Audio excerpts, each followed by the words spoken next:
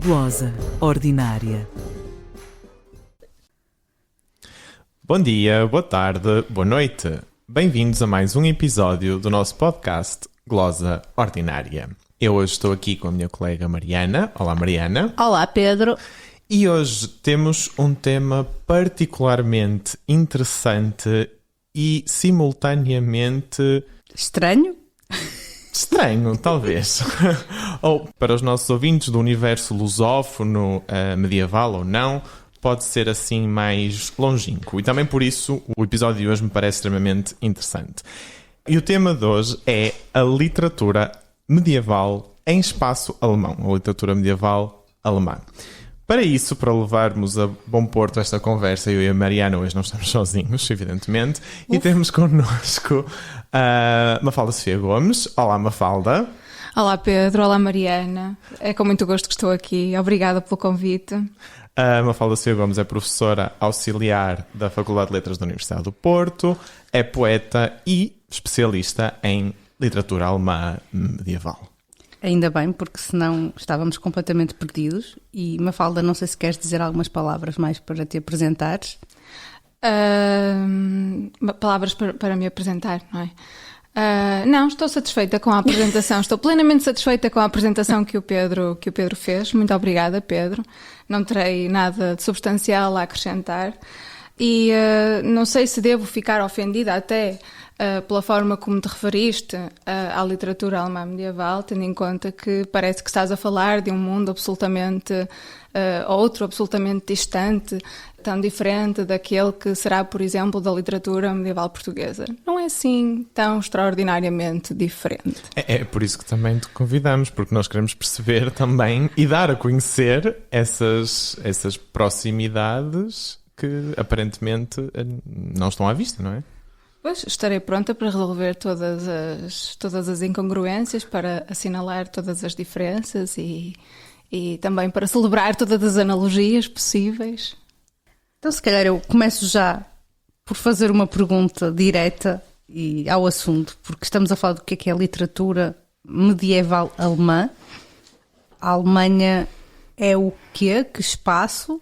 Estamos a falar de que línguas? Estamos a falar de quando, onde e de que maneira? Se puderes explicar assim, o que é a literatura medieval alemã, basicamente. A literatura alemã medieval, creio que é uma expressão que nos permite falar deste assunto de uma forma, ou melhor, que nos permite comunicar a respeito disto de uma forma simples, porque a parte alemã, na verdade, obedece a um critério linguístico, portanto tem a ver com o facto ou seja, da língua, não é? Desta língua alemã determinar então este conjunto de textos, não é? Que existem e que pertencem então à literatura alemã medieval. Mas nós sabemos, não é, que a Alemanha, conforme a conhecemos hoje, é uma Alemanha muito recente, portanto que existe apenas desde a queda do Muro de Berlim e, portanto, naturalmente que dentro deste âmbito de literatura alemã medieval cabem a literatura, portanto toda ela escrita, não é, ou produzida em alemão, portanto literatura austríaca, literatura suíça escrita em alemão, e isso é uma constante. Mesmo os textos hoje escritos, portanto em alemão na Áustria, em alemão na Suíça, vão pertencer àquilo que conhecemos como literatura alemã. A disciplina da germanística, por assim dizer, vai ocupar-se da literatura alemã. No caso da Idade Média, essa questão mantém-se, não é? Exatamente, portanto o critério continua a ser exatamente esse critério linguístico que vai determinar a pertença desses textos escritos em alemão e em estágios anteriores do alemão e que, portanto, vão pertencer a esta categoria ampla da literatura alemã medieval. Mas eu entendo perfeitamente as razões pelas quais é passível este conceito é passível de gerar um certo estranhamento. Eu lembro-me que quando era estudante de licenciatura e creio que nem sequer era uma cadeira opcional, mas fui obrigada a ter a cadeira de germanística medieval. Lembro perfeitamente de ficar assustada com estas duas palavras, não é? A combinatória destes dois termos, germanística e medieval, que creio que ainda é mais assustador do que literatura alemã medieval. E, na verdade, é uma combinatória de termos, não é? Germanística e medieval, que depois parece absolutamente assustadora, mas que depois revela uma disciplina muito interessante, com a qual nós nos podemos, estranhamente, relacionar de uma forma muito simples e muito natural. Como assim? relacionar de uma forma simples e natural com uma coisa chamada germanística medieval? Os textos da literatura alemã medieval, ou que são objeto de estudo da germanística medieval, são textos absolutamente fascinantes, não é? Portanto, que pertencem à grande literatura e, como tal, são textos que vão comunicar ou que vão atualizar temas que pertencem à grande literatura, não é? Desde os antigos até à atualidade. O amor, a ambição, a guerra, a morte, o destino, não é? Esses grandes temas que acabam por determinar aquilo que é a grande literatura, não é? O que estão presentes na grande literatura, fazem também parte destes textos e com uma grande literariedade. Portanto, são textos verdadeiramente bons e poderosos. Tu mencionaste a tua licenciatura, a cadeira de Germanística Medieval, e então, pegando um pouquinho por aí, que textos em específico é que te fascinaram quando começaste a estudar e de que forma é que isso te levou a fazer o mestrado em estudos alemães e a fazer o doutoramento também nesta área da literatura alemã medieval?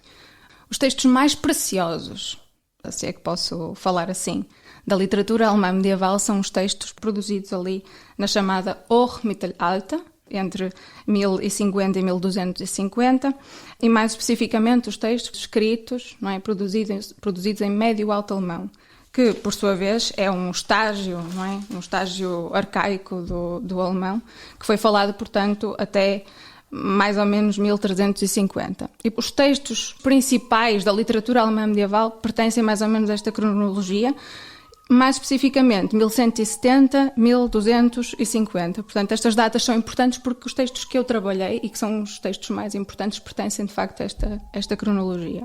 O primeiro deles foi, sem dúvida, aquele que estudei na licenciatura, que era Das Nibelungenlied, que é um texto que eu nunca deixei de trabalhar, portanto, não trabalhei no mestrado, estudei-o no mestrado novamente, depois fazia parte do meu corpus textual do doutoramento e, portanto, é um texto absolutamente importante até para compreendermos aquilo que é a literatura alemã medieval, tendo em conta que vai ser uma espécie de terreno fértil, onde podemos observar um conjunto significativo de influências e de outras tradições textuais muito relevantes nesta cronologia. Por exemplo, este texto é um texto que pertence àquilo que se chama normalmente a épica heroica. No entanto, é um texto profundamente influenciado pelo romance cortês, por textos, enfim, cujo eixo temático será, assim, de uma forma mais direta, o amor. Depois, por outro lado, também é possível encontrar ecos, ressonâncias de determinadas convenções da lírica, portanto, da lírica amorosa no texto, o que também acaba por ser muito interessante. E, portanto, é um texto que permite aceder a questões muito importantes, a matérias muito importantes, a tradições textuais muito importantes do período, que são relevantes no período e que não dizem exclusivamente respeito a este texto. E pegando precisamente nisso, então, de que é que se trata, para quem não souber, ou quem não tiver visto o filme, deste Nibelungenlied? Espero não ter dito mal. Não, disseste muito bem. Só uma falda que vai saber se disseste mal. Exato. Então, talvez este texto possa ser percebido a partir das duas partes em que é possível de ser dividido. Temos uma primeira parte em torno da célebre personagem de Siegfried, não é?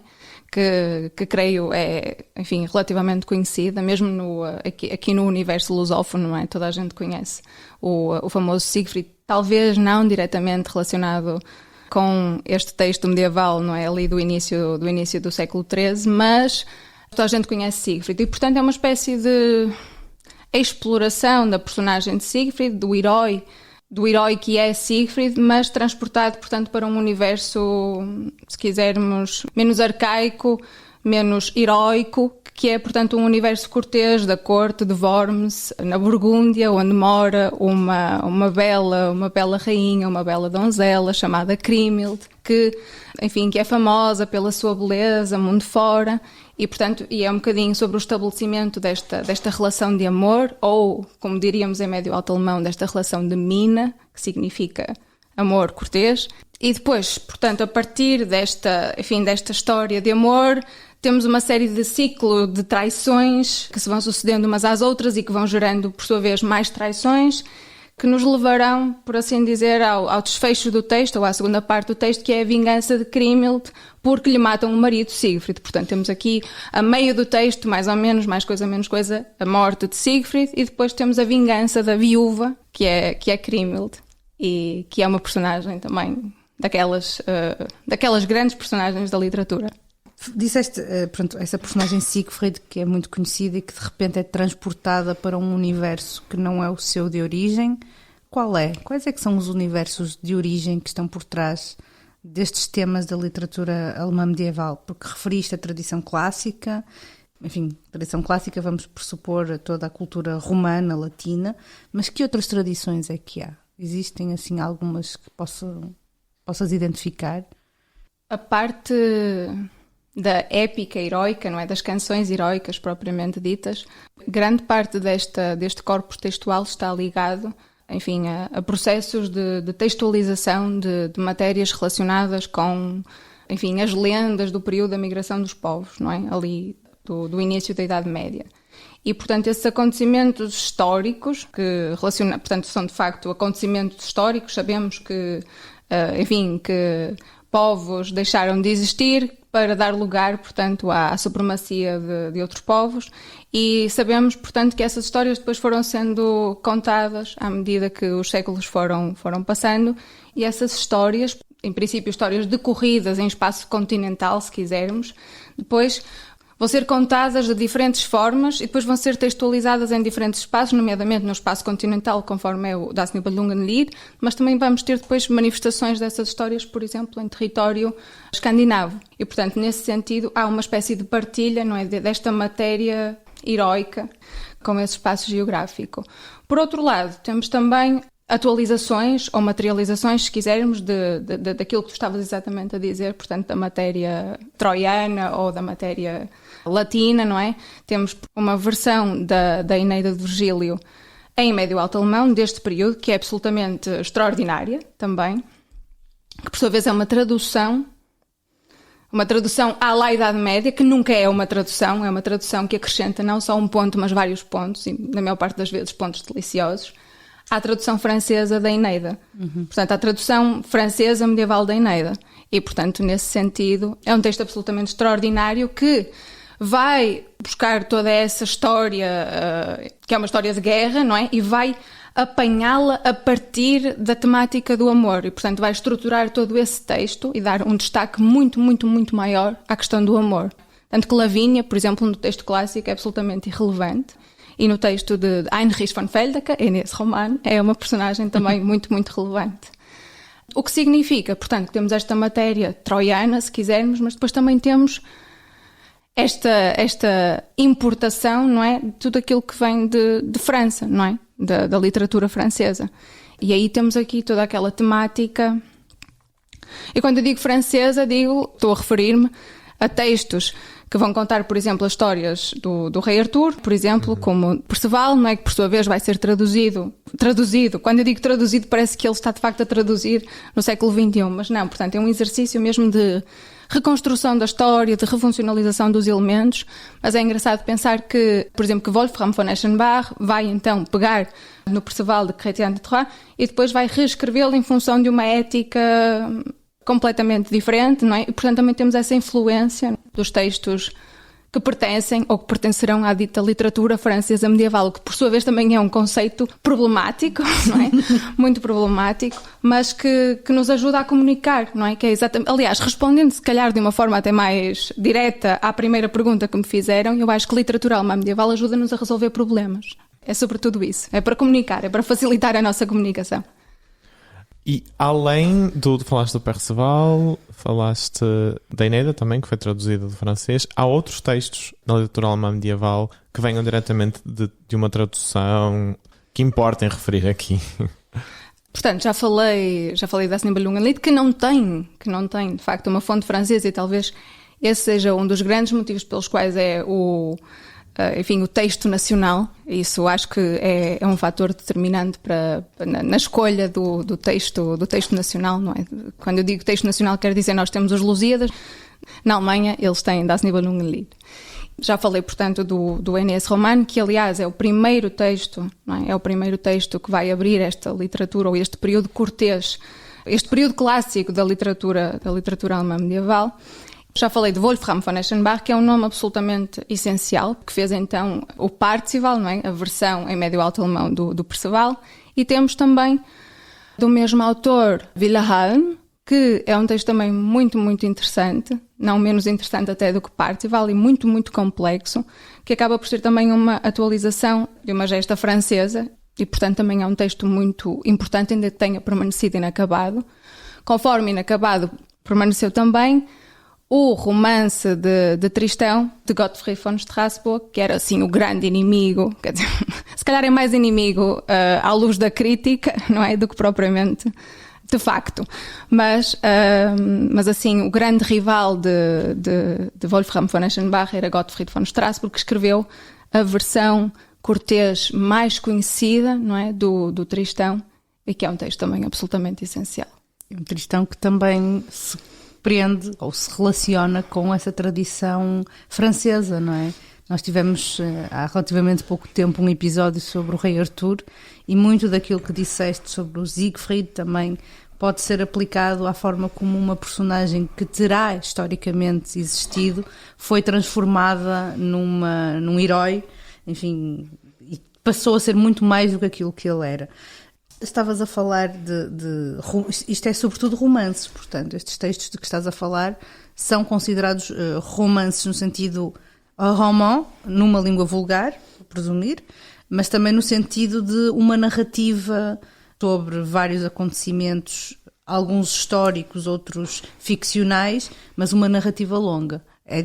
São géneros, portanto, não é o mesmo que a lírica ou que a épica, não é? Exatamente, esse elemento épico no sentido de narrativo é que determinará a pertença destes textos, então, ao dito romance. Sim, mas, por exemplo, a canção dos Nibelungos, o Nibelungenlied, não é considerado um romance, não é? É mesmo considerado um texto da épica heroica, não é? Por assim dizer. Mas, de facto, o elemento que os liga é essa dimensão narrativa, não é? De contar uma história, não é? Estão a contar uma história. E, normalmente, não é? Esta ideia de romance cortês pressupõe, normalmente, cavaleiros e amor. São os dois grandes temas. E queria só fazer um apontamento engraçado, porque, de facto, nós, creio eu, pelo menos até, enfim, mergulhar, de facto, neste mundo medieval, deste mundo da literatura alemã medieval.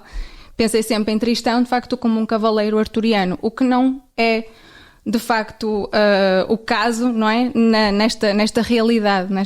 Portanto, no texto, não é? No texto mais importante desta tradição em médio-alto alemão, Tristão não é um cavaleiro arturiano, que é, por sua vez, também, creio eu, significativo, ou poderia eventualmente ser um assunto relevante, enfim, na história enfim, das viagens das próprias personagens ao longo dos textos e das cronologias e das geografias. Os tais spin-offs de que falámos em relação à matéria arturiana também se aplica certamente a isto, não é? Sim. Eu tenho uma questão, tu já mencionaste algumas vezes, o romance cortês e período cortês. Isto entende-se como uma contrapartida à escrita da épica heroica, ou seja, a épica heroica escreveu-se até determinada cronologia e depois, no período cortês, passamos a escrever exclusivamente romances de cavaleiros e amor? Ou as duas coisas cruzam-se e houve redações quer de épica, quer de romance cortês em simultâneo? Não, é uma relação de simultaneidade. Existem textos da épica heroica até posteriores, portanto, já do século XIII e de um século XIII avançado. O romance cortês é a novidade. E é engraçado porque o género do romance cortês vai trazer o tema do amor. E vai trazer o tema do amor para a épica heroica. Portanto, muitos textos da épica heroica que continuam a pertencer, assim, de facto, à épica heroica, acabam por beber, não é, desse novo tema que fascina o público da contemporaneidade, não é? Mas, e também hoje, não é? Portanto, continua a ser um tema absolutamente fundador, até se quisermos, da literatura, de uma perspectiva muito geral, eu acho. Portanto, o amor, conforme nós o conhecemos hoje, eu acho que é mesmo filho da Idade Média, não tenho dúvidas. Não é? Eu vou pegar precisamente agora nisto da épica, aparentemente começar primeiro, na literatura alemã. Começa então, como tu disseste, no final do século XI, meados final do século XI. Eu creio que o primeiro texto, ou um dos primeiros textos daquilo que pode ser considerado a literatura alemã medieval, é Hildebrands Lied, portanto a canção de Hildebrand, que foi escrito, portanto, não em médio-alto alemão, mas em Alt-Hochdeutsch, portanto em alto alemão antigo, portanto o estágio anterior. E, portanto, e quando surge este texto, é um texto que pertence, de facto, é um texto heroico. Sim, é considerado um texto heroico sobre um conflito entre pai e filho. O que, por sua vez, é engraçado, porque a relação de parentesco mais importante desta literatura normalmente é entre tio e sobrinho. E a relação entre pai e filho costuma ser problemática. E é já desde do primeiro texto fundador, não é, desta literatura. Isso também é engraçado, creio eu. Eu acho que isso explica um bocado o interesse por Tristão, porque também a história de Tristão é um conflito que se cria entre tio e sobrinho, não é? Portanto, acaba por ser um bocado por causa de uma mulher, aí é a parte cortês, mas que, de facto, também achas que essa tensão é muito comum, então, na literatura alemã medieval? Eu acho que sim, acho que é absolutamente essencial. Está presente em quase todos os textos. Aliás, eu creio que existem vários exemplos que poderão, enfim, ser listados, e até acho que isto nem é uma questão exclusiva da literatura alemã medieval. Basta-nos pensar, por exemplo, na Chanson de Roland, não é? Temos Carlos Magno, não é? Depois temos, naturalmente, Rolando, e qual é que é a relação entre os dois? Portanto, é tio e sobrinho. Depois, se pensarmos no Parzival, qual é que é a relação entre Parzival e o rei pescador Anfotas, tio e sobrinho, não é? O rei Arthur, supostamente tio e sobrinho de Mordred, ou seja, pai e tio. Sim, pai e tio. E é engraçado que esta questão, enfim, do tio, é questão do tio, mas é questão do tio materno. Portanto, há aqui uma... Enfim, se tivesse aqui a professora Rosário, teria certamente coisas a dizer sobre isto, não é? É a questão de...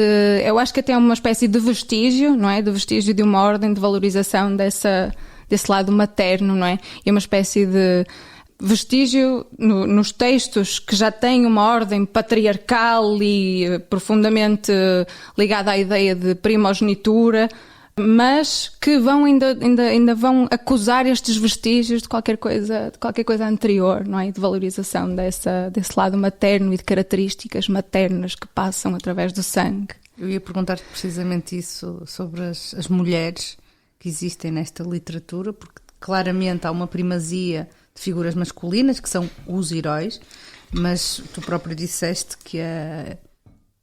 Crimild? Sim, que a Cremilde, eu ia dizer a Cremilda. Mas podes dizer a Cremilda, tem graça. A Cremilda vinga-se da morte do marido. Fiquei com curiosidade por saber que mulheres são estas, se achas que são mais passivas, mais ativas, não sei, mas por exemplo, muitas vezes em alguns textos, estou a pensar no caso francês, tens algumas mulheres muito mais... objeto de amor do que propriamente agente sobre aquilo que lhes acontece. O que é que tu achas das mulheres que vais encontrando nestes textos? Relacionando isto até com aquele tópico, não é? Do tópico épica, heroica, romance cortês, é muito engraçado verificar que as mulheres enfim, na tradição heroica, não é? Na épica heroica, quase não existem, ou normalmente têm um papel muito irrelevante, não é?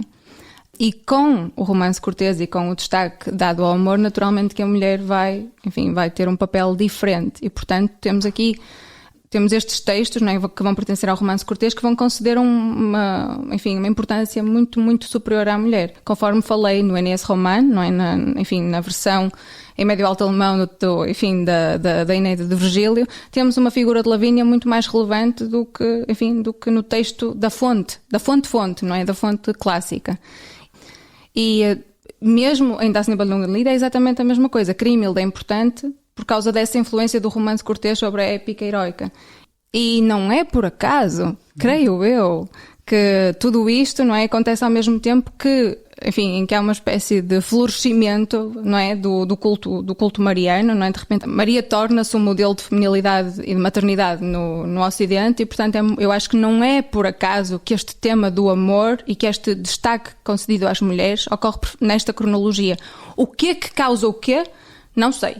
Mas acho que há de facto uma relação entre estas coisas que acontecem todas ao mesmo tempo. E depois também é engraçado pensar que estas personagens, muitas destas personagens femininas dos textos não têm, eu não poria assim um papel secundário, são figuras verdadeiramente importantes. Por exemplo, basta-nos pensar na figura de Sigun, que é uma personagem do Parzival de Wolfram von Eschenbach, portanto da tal tradição sobre Perceval, que é uma personagem que aparece, creio eu, 3 vezes. A primeira com o seu amado morto no colo, uma espécie de pietà.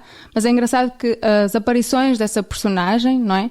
Não tem necessariamente, ou seja, é uma personagem de pleno direito, não tem necessariamente a ver com o facto dela vir a ser, mulher de alguém, não tem a ver com o facto dela ter sido mulher de alguém. Portanto, o papel desse tal amado morto no colo não define a sua preponderância no texto. É verdade que ela está lá para informar Parzival de uma série de coisas, mas a verdade é que é uma espécie de mulher solteira, não é? Retomando outras histórias, mas é uma espécie de mulher solteira que está ali de pleno direito para representar um assunto particular, por exemplo. É uma personagem muito, muito bonita.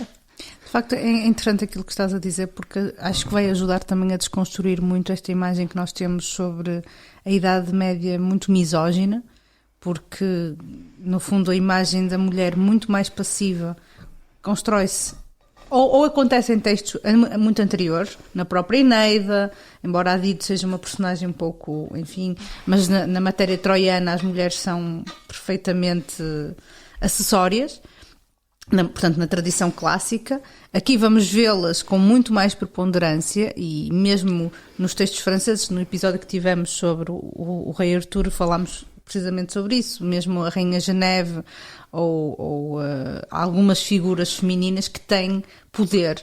E de facto talvez tenha sido muito mais tarde, ou venha de muito mais cedo e depois venha a ser muito mais tarde, que se constrói esta imagem destas figuras femininas frágeis e completamente dependentes.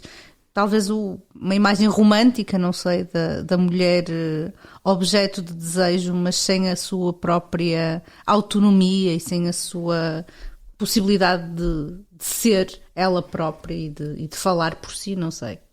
Eu não questiono o fator mulher-objeto destas mulheres. Portanto, estas são mulheres que estão ali naturalmente, na sua maioria, em função da existência dos seus filhos, dos seus futuros maridos, não é? Dos protagonistas do texto. Existe Kriemhild porque existe Siegfried. Caso contrário, talvez não fizesse sentido pensarmos na figura de Kriemhild. Mas não diria de forma nenhuma, não associaria de forma nenhuma estas mulheres a uma ideia de fragilidade. Não me seria natural pensar nas mulheres que povoam estes textos desta forma. Temos mulheres que rasgam camisas de noite diante de vários membros da corte, que apertam os próprios seios até libertarem leite, jorrarem leite.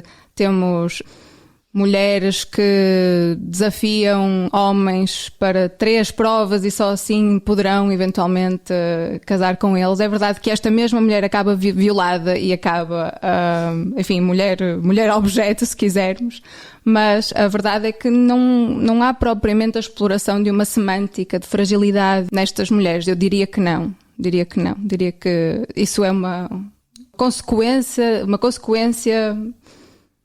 da história da cultura posterior. Ou seja, não vamos tirar misoginia à Idade Média. Não vamos, porque também não podemos. Não podemos. Mas se calhar vamos moderar um pouco a nossa perspectiva sobre isso, não é? Pegando nesta conversa sobre mulheres, sobre Maria, também que já referiste, eu sei que tu trabalhaste em específico um texto anteriormente do teu doutoramento que ainda não falaste. Queres falar-nos um pouco sobre esse texto, porque eu creio que é de um género distinto. Sim, pertence ao género lírico, não é? Portanto, na Idade Média, na literatura alemã medieval, temos, portanto, estes textos todos sobre os quais já falamos, então, da épica, não é? Dos textos narrativos. Temos, naturalmente, textos pertencentes à lírica amorosa, o chamado Minnesang, não é? Temos os textos chamados os Zangspruch, Dichtung, não é? Que são textos, a palavra é difícil para mim também, que são textos que se vão ocupar de temáticas políticas, religiosas, com querelas do dia-a-dia, qualquer coisa assim. Aqui cabem mesmo muito, enfim, textos muito diferentes. E depois vamos ter também o Leicht-Dichtung, que também vai pertencer ao género lírico, não é? Desta literatura. E dentro do Leicht-Dichtung, que é poesia leicht, não sei como é que é de traduzir leicht, creio que leicht tem uma espécie de significado dançante, não é? Que está ligado à ideia de dança. Portanto, é um género profundamente musical, pelo menos. E existe um Leicht-Dichtung muito, muito engraçado, do início do século XIV, que se chama Marienleicht, portanto um Leicht mariano ou um Leicht a Maria, de Heinrich von Frauenlob. Portanto, Frauenlob significa elogio às mulheres, portanto ele creio que seria, enfim, muito... existem histórias que dizem que ele foi muito chorado pelas mulheres quando morreu.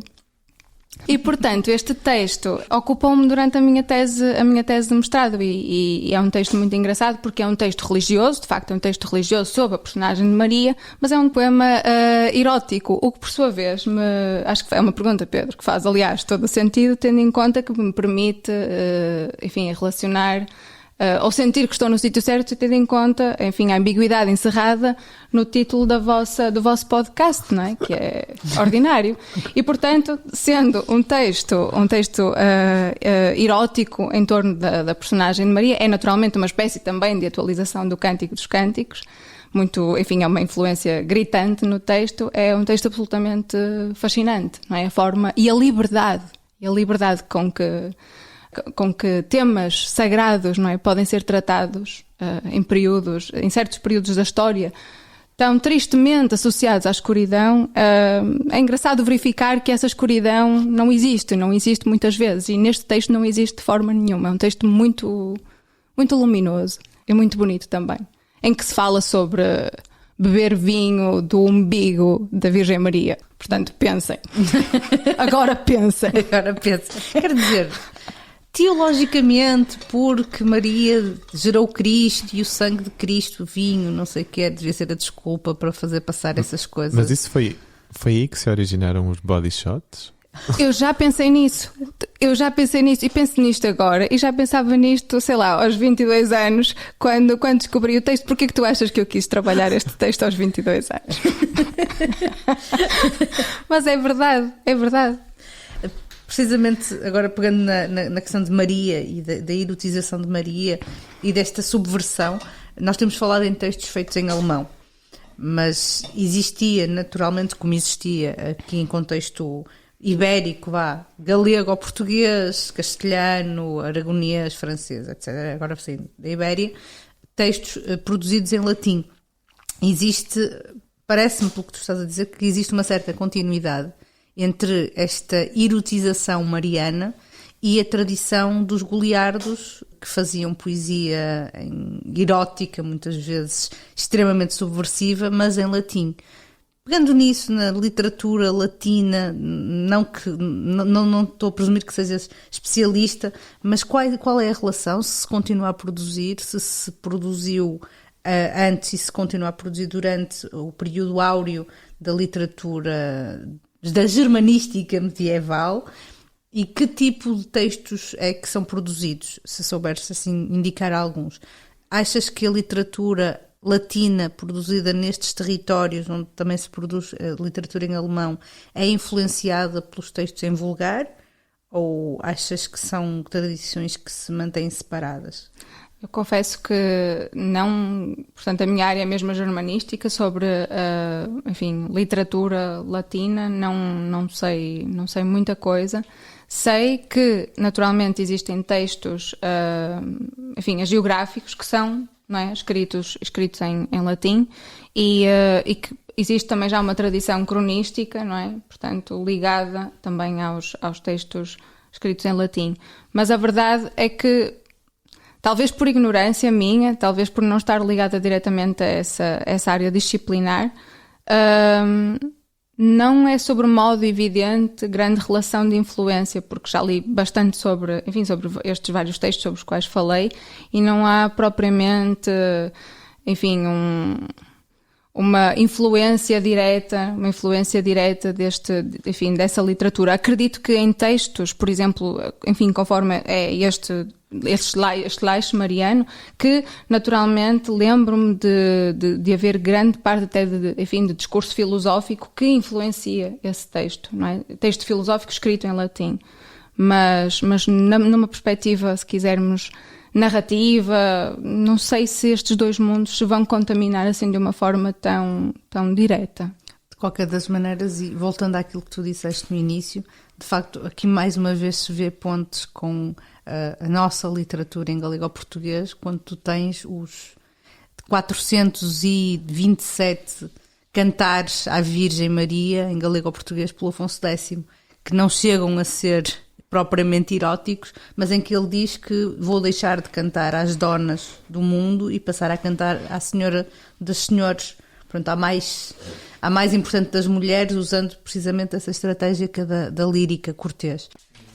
Tu falaste do contacto com a literatura francesa e depois referiste assim muito en passant dos nórdicos. O que é isto? Que nórdicos? Estamos a falar daqueles a terras longínquas e sem Deus lá para cima, para a Escandinávia. Que contactos é que são estes? Nessas terras longínquas, não é? A tradição lendária em torno dos tais acontecimentos decorridos, tais acontecimentos históricos decorridos no período das migrações dos povos, vai ter grande ressonância. Estas histórias em torno de Siegfried, estas histórias em torno de Kriemhild, ou como é conhecida nessa tradição, Gudrun, são muito importantes nesse espaço geográfico. Mas é engraçado verificar que são textos muito, portanto, que pertencem à mesma cronologia, mais ou menos, as textualizações, não é? Pelo menos, mas são textos muito menos corteses, no sentido em que a forma de estar no mundo, a mundividência, é completamente distinta, não é? É completamente distinta dos textos que nós vamos encontrar em território continental, não é? Então, se calhar uma coisa que mesmo assim, independentemente da questão historiográfica, a verdade é que este tipo de literatura é produzida num determinado contexto político bastante específico, que é o contexto do Sacro Império Romano-Germânico. Achas que isso influencia, por exemplo, o interesse pela matéria troiana, pela matéria romana via Enéas? Achas que é um dos motivos pelos quais isso é tão trabalhado e acaba por ser tão importante? Eu acredito que este período, se calhar por oposição aos primeiros séculos da Idade Média, seja um período de maior paz, de maior estabilidade. E, portanto, haveria, dinheiro, não é? Estabelecimento de cortes e, portanto, talvez tenha havido, de facto, espaço mental até para se poder produzir literatura, porque a verdade é que, não é, quando os povos estão em guerra, não é, dificilmente têm disponibilidade e meios para produzir grandes obras, o que não é assim necessariamente, não é? Pode surgir agora, neste contexto de guerra na Ucrânia, podemos ser presenteados com um autor, um poeta maravilhoso que vai escrever textos maravilhosos sobre estes tempos conturbados, não é? Não é isso que eu quero dizer, mas a verdade é que, numa perspectiva geral, acho muito complicado que o período anterior pudesse ter escrito grande literatura. E, portanto, neste período de maior estabilização, não é, com o Sacro Império, acho que se criaram circunstâncias para que isto pudesse acontecer. Sim, mas se calhar a escolha destes temas também acaba por ser uma justificação para o próprio Império, não é? Porque estamos a falar dos textos que fundamentam o Império Romano e que depois acabam por transitar para cima, mais ou menos, norte.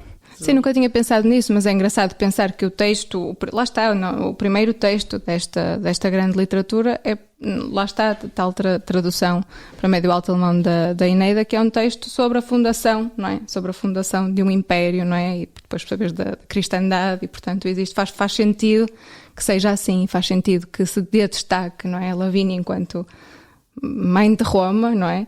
E, portanto, acho que, nunca tinha pensado nisso assim, mas acho que faz todo sentido, sim.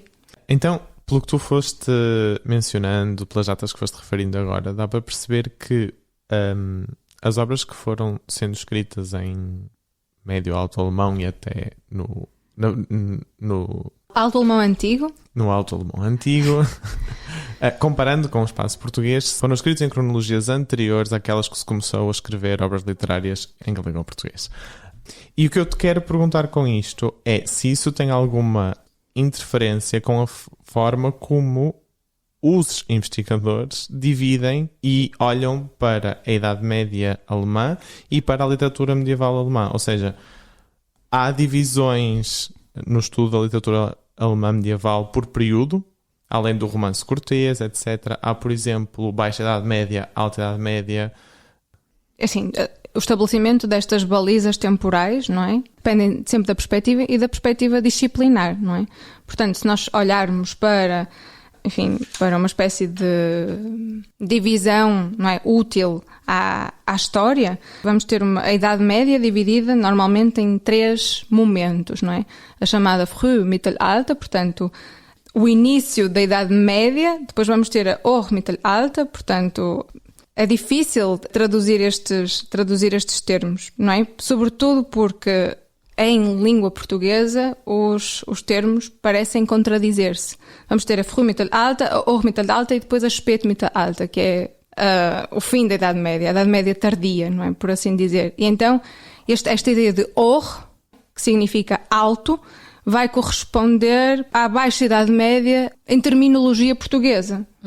Ou seja, quando uma pessoa fala em Hochmittelalter, se quiser traduzir assim automaticamente, sem pensar muito, vai dizer imediatamente Alta Idade Média, quando é exatamente o contrário, é Baixa Idade Média. Portanto, temos de ter algum cuidado com isso quando lemos textos teóricos, não é? Que nos podem enganar em relação a esta questão. Portanto, este é o critério, não é? Esta é a divisão normalmente aceite por parte da história. Depois, por sua vez, vamos ter, a Frühe Neuzeit, que vai corresponder à Idade Moderna, e depois vamos ter, a Moderna, que vai corresponder à Idade Contemporânea, se quisermos, depois, então, da Revolução Francesa até, 1945, quando começa a pós-modernidade, não sei, qualquer coisa assim. E depois disto, temos, se quisermos, o critério linguístico, que por sua vez vai falar sobre os vários desenvolvimentos, ou que vai ter uma divisão distinta, não é? Tendo em conta os momentos marcantes no processo de desenvolvimento do alemão. E aí vamos ter o Althochdeutsch, que é o alto alemão antigo, o Mittelhochdeutsch, que será então o médio alto alemão, não é? Que é a língua principal, destes textos da literatura medieval. Depois vamos ter o Frühneuhochdeutsch e depois vamos ter o Neuhochdeutsch. E, portanto, tudo isto até, o Frühneuhochdeutsch ainda vai pertencer ao período medieval e depois vamos ter, não é, a partir do século XVII, o Neuhochdeutsch, que depois vai dar origem ao alemão que conhecemos hoje. Mas é engraçado pensar, por exemplo, que esta questão do alto corresponde a um critério geográfico. Ou seja, por isso é que esta questão do alto está presente, desde os estágios do alemão primordial, se quisermos, até hoje, que tem a ver com o facto de ser o alemão falado a sul, que era mais montanhoso, por isso era alto. Engraçado, eu pensaria que sempre que era a norte, porque para norte fica para cima, não sei. Exato, e é engraçado pensar nisso, porque na verdade, a norte, não é? Fala-se muito na Benrata-Linha, portanto na isoglosa Benrata, que vai então distinguir o espaço do alto alemão, não é? E depois vai haver o Niederdeutsch, que vai ser então outro tipo de alemão, que não vai dar origem ao alemão contemporâneo, mas que também, é uma língua germânica. Só que dentro, a Niederdeutsch não há propriamente nenhum texto produzido no período medieval que seja absolutamente assinalável. E, portanto, é uma língua que acaba por ser pouco relevante até nestes estudos da germanística medieval, ou pelo menos nunca vieram ter comigo. Então, quando falamos de literatura alemã medieval em termos geográficos, estamos a falar de uma geografia pequena, entre aspas, a sul daquilo que seria hoje a Alemanha. Não necessariamente a sul daquilo que seria hoje a Alemanha, a sul ali da região de Düsseldorf, e depois há uma espécie de corte que não é horizontal, mas com uma tendência horizontal, não é? E depois, portanto, a sul de tudo isso, que são territórios que pertencem hoje à Alemanha, não só, mas também à Alemanha, portanto, é essa... A literatura medieval, numa perspectiva geográfica, vem a partir daí. Portanto, isto no início, não é? Do Hochdeutsch. Portanto, para alguém que nos esteja a ouvir e que esteja, pelo menos tenha ficado com a curiosidade aguçada para perceber melhor o que é isto da literatura que foi feita neste período em alemão, em médio, alto alemão e todos estes nomes que tu explicaste, quais é que seriam os textos eventualmente traduzidos para português ou para uma língua que seja mais familiar, porque a maior parte das pessoas, como deves saber, não fala fluentemente alemão, que sugeririas para entrarem neste universo? Traduzidos para a língua portuguesa, assim, talvez tenha de mencionar naturalmente a canção dos Nibelungos. Existe uma tradução para português do Brasil. Existe também uma tradução do Parzival, de Wolfram von Eschenbach, que creio que é uma edição portuguesa. Portanto, eu diria que são, na verdade, só exclusivamente esses textos que estão traduzidos. No entanto, eles estão, creio eu, todos eles, traduzidos para inglês. Naquelas edições da Penguin podem ser encontrados facilmente. E, enfim, creio que é relativamente fácil, não é? Uma pessoa encomenda e eles eventualmente chegarão. E uma pessoa pode maravilhar-se com a literatura alemã medieval. E por último, assim mesmo para fechar, se escolhesse assim o teu representante da literatura desta época, quem seria? Dos autores que trabalhaste e de que falaste, quem é que escolherias como a figura de charneira? Eu acho que o meu narrador favorito é sem dúvida o narrador de Tristan, Gottfried von Strass, porque acho-lhe graça.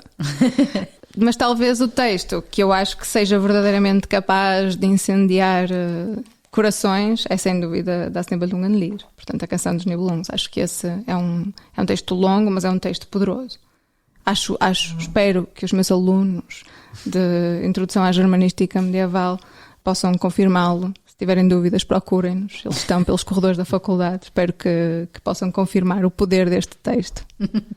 Mafalda, foi como sempre um prazer falar contigo, mas obrigada, Maria. Ainda mais um gosto imenso aprender tanto em tão pouco tempo sobre um universo que nos parecia tão distante. Sim, obrigado por esta... Não é tão estranho assim, pois não? Não, afinal não é. Não, é só... continua a ser longínquo, mas não é nada estranho e inclusive é fascinante também. Tão fascinante quanto aquilo que nós estudamos aqui na Idade Média e no pós-medieval português. Mas sim, eu acho que a única questão é, para um lusófono, é já estranho alguém que estuda literatura medieval portuguesa, quanto mais alguém que estuda literatura medieval alemã, em que tu tens que dominar ainda outra língua, ou seja, pronto, aqui nós temos que dominar o galego ao português e o português e o português que se fala hoje em dia. Tu tens que dominar, além da tua língua, o alemão contemporâneo e o médio-alto alemão. Então é como...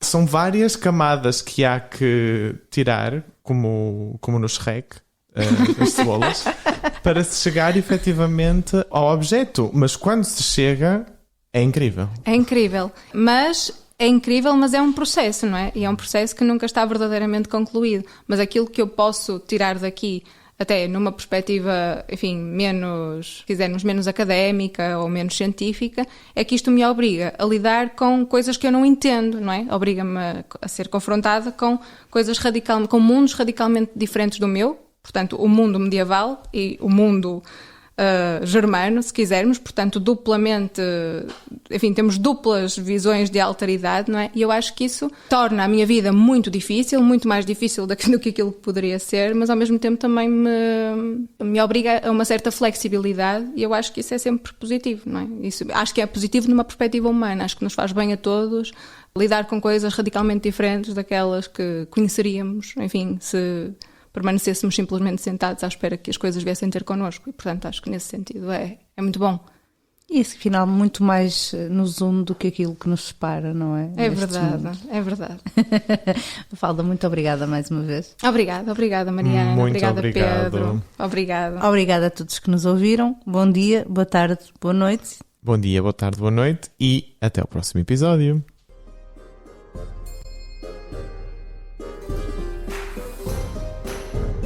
Glosa ordinária.